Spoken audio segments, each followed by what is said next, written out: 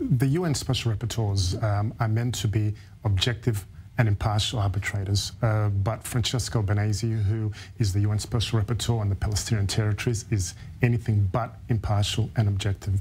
We saw in the wake of the horrific massacre of the D family just the other week and an Italian tourist, her very explicitly say that Israel does not have the right to self-defense, and certainly not with respect to Judea and Samaria. There is no other way to look at this other than a clear endorsement of violence and terror against Israeli civilians, including children. Now, this is someone who has a very clear and long-standing history, a record of extreme bias, of anti-Semitism, of Jew hatred, someone who has, we're sitting here on the eve of Yom HaShoah, Holocaust Remembrance Day. She's someone who has compared Israel to Nazis and accused the Jewish lobby of controlling the US and Europe, and then had the audacity to also say that blaming Holocaust guilt on European actions. So we have written to the UN Secretary General and the High Commission for Human Rights calling for immediate dismissal and for the UN to live up to its own rules and guidelines and send a clear message that anti-Semitism, Jew hatred and violence will not be tolerated.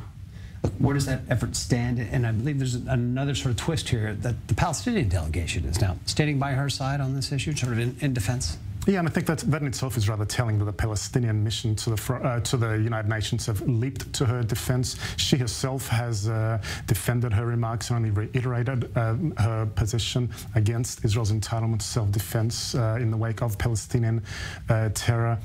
We have now seen Minister Amichai Shikli, who's a diaspora minister and also responsible for combating anti-Semitism, write to the UN as well following our campaign, likewise calling for her dismissal.